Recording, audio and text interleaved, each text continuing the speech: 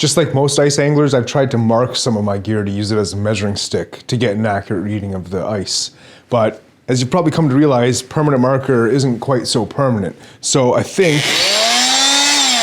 I have a different solution. Let's see. So I'm gonna mark the scoop here, and I'm going to mark it with the Dremel tool, I think.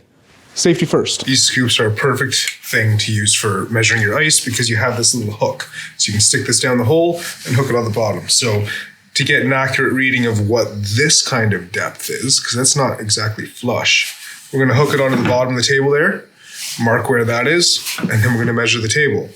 And that'll give us an accurate reading to go off of from there. 3/4 of an inch. So I'm gonna add 1/4 of an inch here, and then we know we have 1 inch. And then I'll make my marks from there.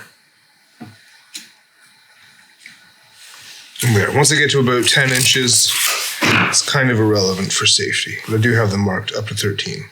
So let's just go up to 13. Okay, now let's see if this is gonna mark that.